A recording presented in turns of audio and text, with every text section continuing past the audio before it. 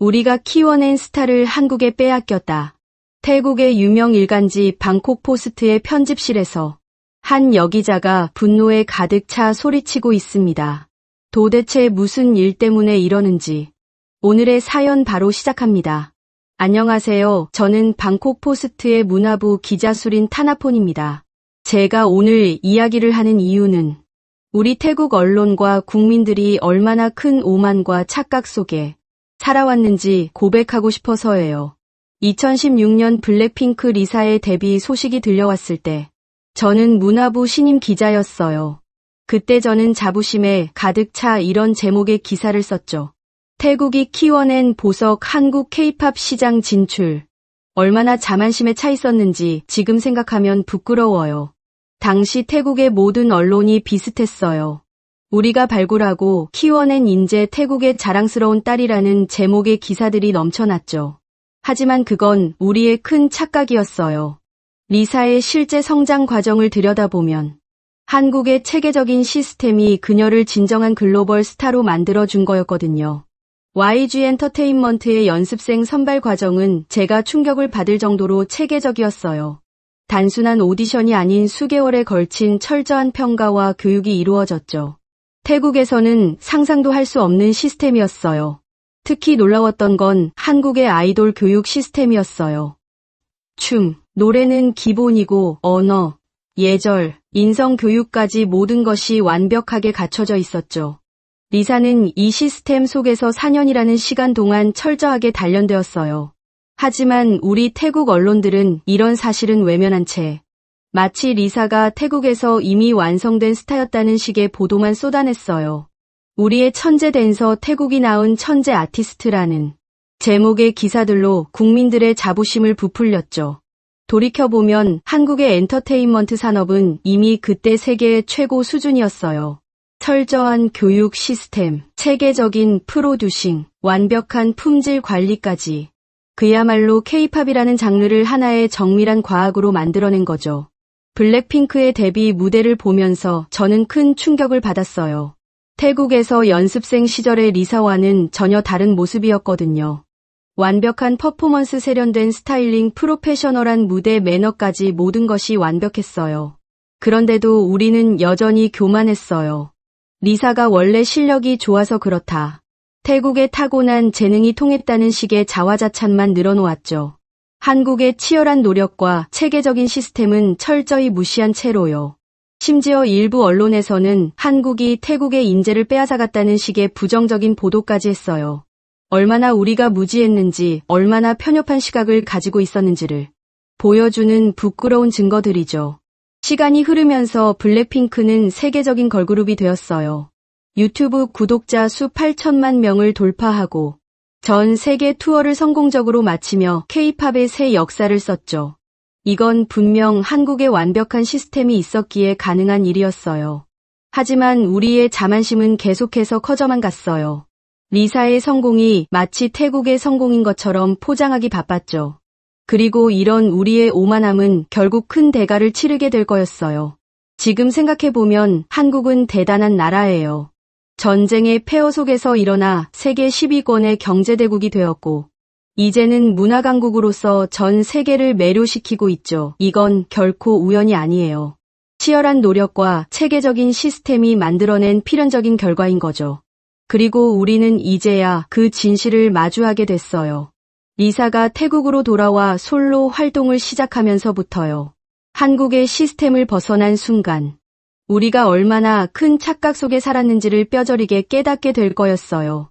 2019년 4월 블랙핑크가 미국 코첼라 페스티벌에서 공연했던 날이었어요. 저는 방콕 포스트 편집실에서 그들의 무대를 지켜보며 취재 기사를 쓰고 있었죠. 태국 출신 리사 미국을 사로잡다라는 제목으로요. 지금 생각해도 그때 제 기사가 너무 부끄러워요. 리사의 성공은 우리 태국 사회 전체를 들뜨게 만들었어요.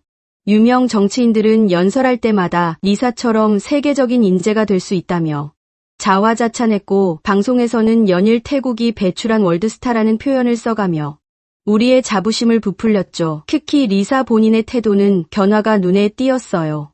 인터뷰에서 제가 타고난 재능이 있어서 여기까지 올 수 있었다라는 식의 발언들이 늘어났죠.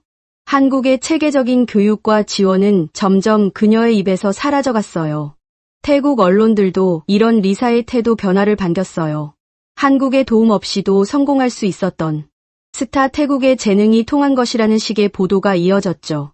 저 역시 그런 기사를 쓴 것을 지금은 깊이 반성하고 있어요. 하지만 냉정히 돌아보면 리사의 성공 이면에는 한국의 놀라운 시스템이 있었어요. 매일 새벽부터 밤늦게까지 이어지는 연습, 세계 시장을 겨냥한 철저한 기획, 최고 수준의 프로듀싱 시스템까지 이 모든 것이 있었기에 가능한 일이었죠. YG 엔터테인먼트의 트레이닝 시스템은 그야말로 완벽했어요. 춤과 노래는 기본이고 무대 매너, 카메라 앵글, 인터뷰 기술까지 모든 것을 과학적으로 가르쳤죠. 태국에서는 상상도 할 수 없는 수준의 전문성이었어요.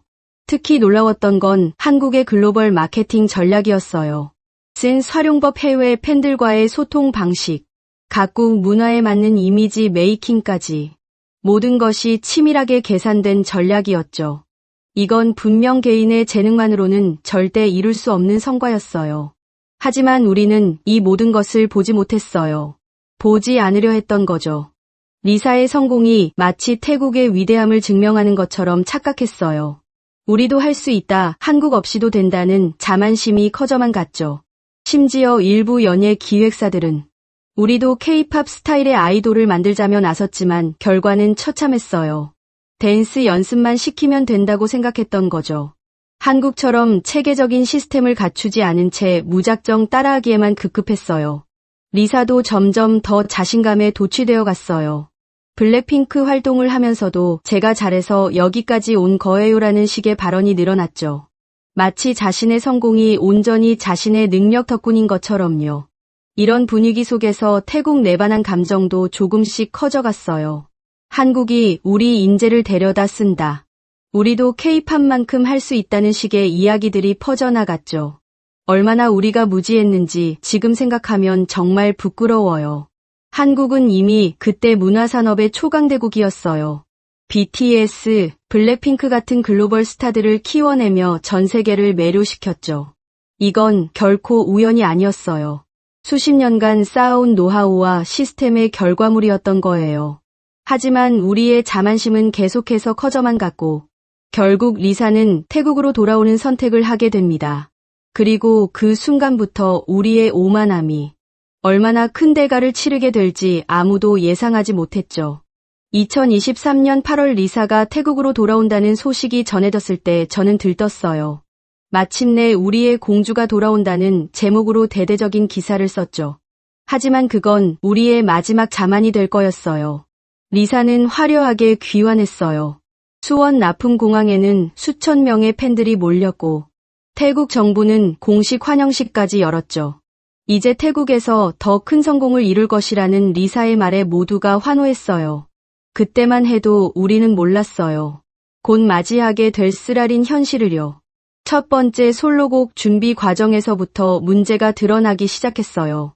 한국에서는 수십 명의 전문가들이 한 곡을 만들기 위해 수개월을 매달렸는데 여기서는 겨우 3-4명의 스태프가 전부였죠. 녹음실 시설도 안무 연습실도 한국과는 비교도 안 되는 수준이었어요. 특히 충격적이었던 건 뮤직비디오 촬영 현장이었어요. 한국에서는 100명이 넘는 스태프들이 완벽한 퀄리티를 위해 밤새워 일했는데 여기서는 30명도 안 되는 인원이 허둥지둥 촬영을 이어갔죠. 리사의 표정에서 당혹감이 역력했어요. 결국 발표된 곡은 기대 이하였어요. 한국에서 보여줬던 화려한 퍼포먼스는 찾아볼 수 없었고 영상 퀄리티도 현저히 떨어졌죠. 곧바로 표절 논란까지 불거졌어요. 우리는 한국의 시스템이 얼마나 대단했는지 그제서야 깨닫기 시작했어요. 한국의 엔터테인먼트 시스템은 그야말로 완벽한 예술이었어요. 작곡, 작사, 안무, 의상, 헤어, 메이크업, 뮤직비디오 연출까지 모든 분야의 최고 전문가들이 유기적으로 움직이며 하나의 작품을 만들어냈죠.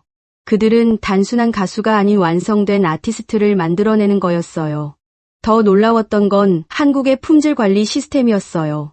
YG는 한 곡을 발표하기 위해 수십 번의 품평회를 거쳤고 안무 하나하나까지 세세하게 점검했다고 해요. 우리는 그런 시스템은커녕 기본적인 관리 체계도 없었죠.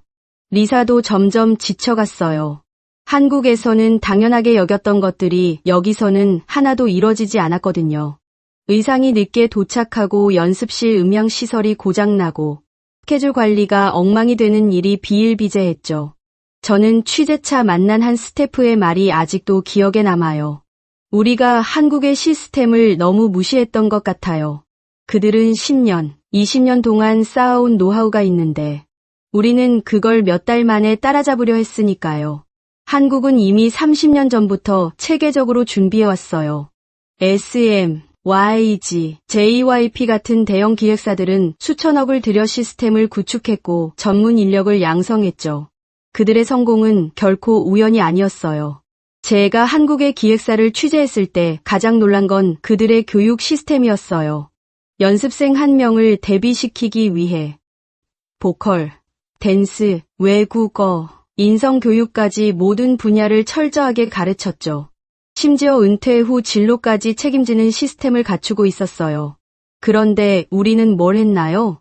리사의 타고난 재능만 믿고 시스템은 전혀 준비하지 않았어요.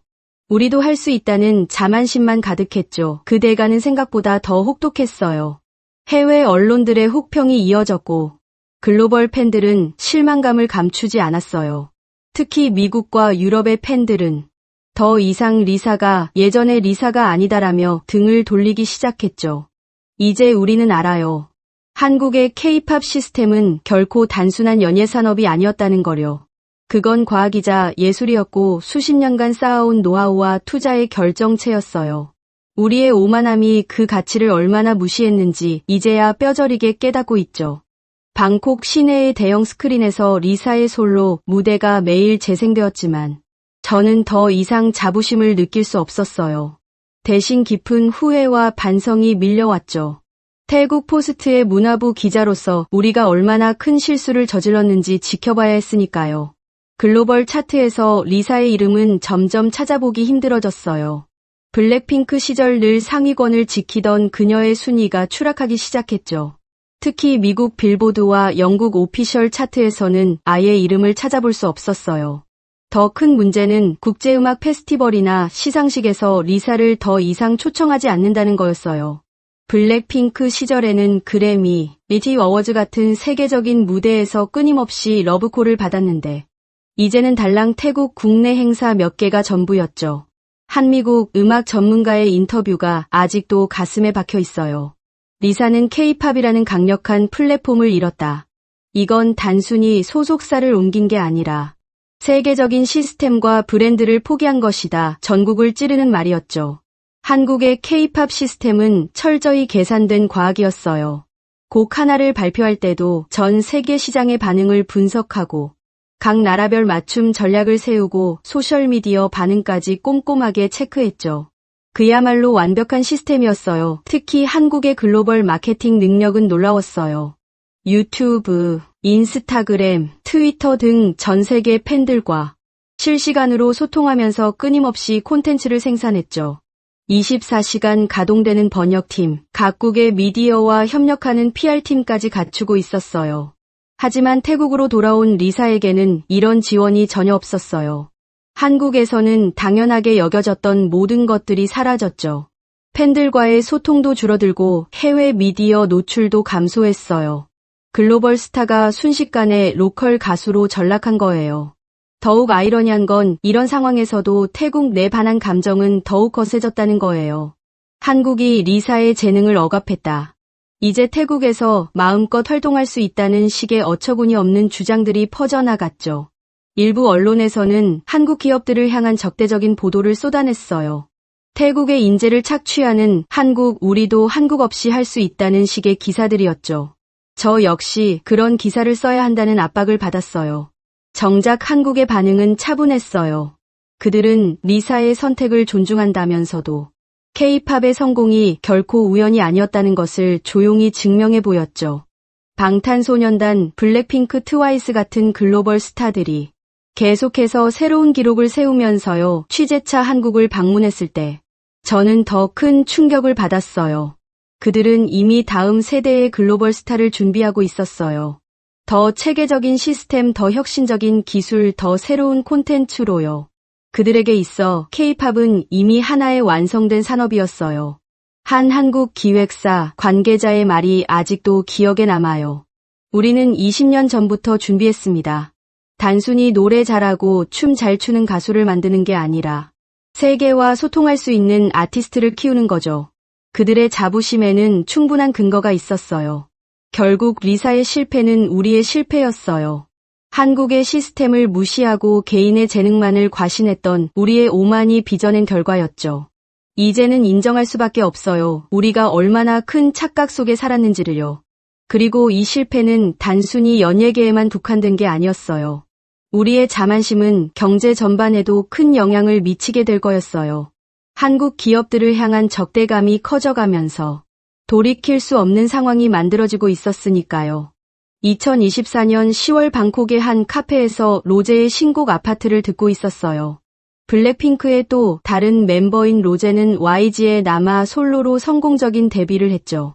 전 세계 아이튠즈 차트 1위, 스포티파이 글로벌 톱10 진입. 리사의 태국 솔로곡과는 너무나도 다른 성과였어요.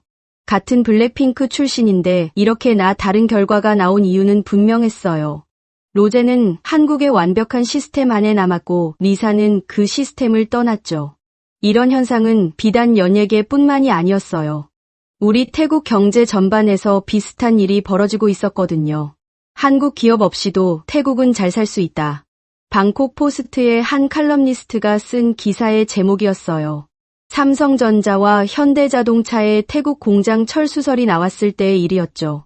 우리는 얼마나 큰 착각을 하고 있었는지 몰랐어요. 로제의 성공은 우리의 자만심을 더욱 돋보이게 했어요. 그녀는 한국의 시스템을 신뢰했고 그 결과 더 큰 성공을 이뤄냈죠. 반면 우리는 중국이면 충분하다며 한국 기업들을 내몰았어요. 마치 리사가 한국의 시스템을 떠나 실패한 것처럼 우리 경제도 같은 전철을 밟고 있었던 거예요. 삼성전자가 첫 번째로 철수를 선언했어요. 30년 넘게 운영해온 방콕 근교의 가전제품 공장이었죠. 처음에는 별일 아니라고 생각했어요. 중국 기업이 곧 들어올 거야 라며. 우리는 또다시 오만한 판단을 했죠. 하지만 현실은 달랐어요. 삼성전자 공장에서 일하던 3천여 명의 직원들이 한순간에 실직자가 됐어요. 협력업체들도 줄줄이 문을 닫았죠. 한 협력업체 사장님의 말씀이 아직도 귓가에 맴돌아요. 삼성이 얼마나 체계적인 시스템을 가진 회사였는지 이제야 알았습니다. 더 큰 충격은 현대자동차였어요. 태국 동부 라용 지역에 계획했던 전기차 공장 설립을 전면 취소한다고 발표했죠. 4조 원 규모의 투자가 한순간에 날아간 거예요. 지역 주민들의 기대가 얼마나 컸었는지 모든 게 물거품이 됐어요. 로제는 아파트 활동을 통해 전 세계를 누비고 다녔어요. 미국 잉메이치, 영국 비키의 메인 뉴스에 그녀의 소식이 실렸고 각종 시상식에서 러브콜이 쏟아졌죠. 반면 리사는 태국 국내 행사 몇 개를 전전하는 신세가 됐어요. 우리 경제도 마찬가지였어요. 예상치 못한 연쇄 반응이 일어났어요. LG전자, SK하이닉스 등 다른 한국 기업들도 하나 둘씩 태국 투자를 철회하기 시작했죠. 우리가 기대했던 중국 기업들은 오히려 베트남, 인도네시아로 발길을 돌렸어요. 마치 리사의 글로벌 팬들이 로제에게로 옮겨간 것처럼요. 태국 경제는 급격히 흔들리기 시작했어요. 외국인 투자가 급감했고 실업률은 치솟았죠. 한국 기업들이 떠난 자리는 텅 비어 있었어요. 우리의 오만한 판단이 얼마나 큰 대가를 부르는지 뼈저리게 느끼고 있었죠. 한 경제 전문가의 분석이 가슴에 깊이 박혔어요. 태국은 한국의 시스템을 너무 얕봤다.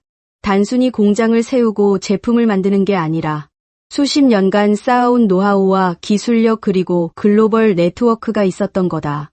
로제와 리사의 엇갈린 운명은 우리에게 큰 교훈을 주고 있어요. 검증된 시스템을 무시하고 자만에 빠진 결과가 얼마나 참혹할 수 있는지를요. 태국 경제는 지금 그 쓰디쓴 교훈을 배우고 있는 중이에요. 이제 우리는 알아요. 한국이 이룩한 성공은 결코 우연이 아니었다는 거요. 그들의 시스템, 노하우, 기술력은 수십 년간의 노력으로 만들어진 결실이었어요. 우리의 자만심이 그 가치를 얼마나 무시했는지 이제야 뼈저리게 깨닫고 있죠. 오늘 아침 제가 일하는 방콕 포스트 사옥 앞에서 시위가 있었어요. 실직자들이 모여 정부의 대책을 요구하는 시위였죠. 그들 중에는 삼성전자 공장에서 일했던 직원들도 있었고, 현대자동차 공장 설립을 기다리다 실망한 나용 지역 주민들도 있었어요. 제 책상 위에는 두 장의 사진이 놓여 있어요. 하나는 로제가 미국 그래미 어워즈에서 수상하는 사진이고, 다른 하나는 태국의 한 쇼핑몰에서 소규모 공연을 하는 리사의 사진이에요. 너무나도 상반된 두 모습을 보며 우리의 오만했던 선택을 다시 한번 되돌아보게 됐어요. 태국 정부는 뒤늦게 수습에 나섰어요. 한국 기업들을 다시 불러오기 위해 특별 투자 인센티브를 제안했지만 이미 늦어버린 후였죠. 삼성전자는 베트남에 새로운 공장을 짓기 시작했고 현대자동차는 인도네시아를 새로운 전기차 생산기지로 선택했어요. 특히 충격적이었던 건 우리가 기대했던 중국 기업들의 반응이었어요. 그들은 오히려 한국의 철수를 보며 태국 시장의 불안정성을 우려했죠. 한국 기업들이 떠나는 곳에는 분명 이유가 있을 것이라며 투자를 망설였어요. 지난주 저는 한 특별한 인터뷰를 했어요. YG 엔터테인먼트의 한 프로듀서였죠. 그는 로제의 성공과 리사의 현재를 비교하며 이렇게 말했어요. K-팝의 성공은 결코 우연이 아닙니다. 우리는 30년간 전 세계를 무대로 한다는 생각으로 시스템을 만들어 왔어요. 한 명의 스타를 키우기 위해 수백 명의 전문가가 움직이는 거죠. 그의 말은 우리 경제 상황과도 정확히 일치했어요. 한국 기업들은 단순히 공장만 세운 게 아니었어요. 연구개발센터를 만들고 현지 인재를 양성하고 협력업체와의 상생을 도모했죠. 그들은 진정한 의미의 산업 생태계를 만들어가고 있었던 거예요. 방콕의 한 대학 교수는 이렇게 말했어요. 우리는 한국의 성공을 너무 쉽게 생각했다. 그들이 이룩한 건 단순한 경제적 성과가 아닌 시스템의 완성도였다. 이제야 우리는 그 말의 의미를 절실히 깨닫고 있어요. 얼마 전 라용 지역을 취재했을 때 한 주민의 말씀이 가슴을 울렸어요. 한국 기업들이 있을 때는 몰랐어요. 그들이 얼마나 체계적으로 일하고 지역사회와 상생하려 했는지를 이제야 그 가치를 알게 됐습니다. 우리의 자존심은 무너졌고 오만함은 쓰라린 대가를 치르고 있어요. 하지만 어쩌면 이것이 우리에게 필요한 교훈이었는지도 모르겠어요. 진정한 발전은 겸손한 자세로 배우고 성장할 때 이뤄진다는 걸 깨닫게 된 거니까요. 지금 생각하면 한국은 정말 대단한 나라예요. 전쟁의 폐허 속에서 세계 10위권의 경제대국이 되었고 이제는 문화강국으로서 전 세계를 매료시키고 있죠. 그들의 성공은 결코 우연이 아니었어요. 치열한 노력과 완벽한 시스템이 만들어낸 필연적인 결과였던 거예요. 로제가 그래미에서 수상 소감을 말할 때 가장 먼저 한국의 시스템에 감사를 표했다고 해요. 이 모든 영광은 한국의 놀라운 시스템이 있었기에 가능했습니다. 그녀의 말이 이제는 더욱 무겁게 다가와요. 이제 우리는 겸손하게 다시 시작해야 해요. 우리의 오만함이 얼마나 큰 대가를 치르게 했는지 잊지 말아야 하죠. 그리고 언젠가 한국처럼 완벽한 시스템을 갖출 때까지 우리는 계속해서 배우고 성장해야 할 거예요. 저는 이제 새로운 기사를 쓰려고 해요. 제목은 우리가 한국에게 배워야 할 것들이에요. 더 이상의 자만도 오만도 없이 진정한 배움의 자세로 시작하는 우리의 새로운 이야기를 쓰고 싶어요. 오늘의 사연은 여기까지입니다. 재미있게 들으셨나요? 수린 씨의 정확하고 올바른 취재 덕분에 한국 그리고 K-팝의 진정한 의미를 많은 사람들이 알게 되어 다행이네요. 앞으로도 한국에 대한 올바르고 정확한 취재를 부탁드릴게요. 오늘 사연도 끝까지 시청해주셔서 진심으로 감사드리며 다음 영상도 재밌고 유익한 사연으로 돌아올 것을 약속드립니다. 여러분들의 구독과 좋아요, 알림 설정은 영상 제작에 큰 힘이 됩니다. 감사합니다.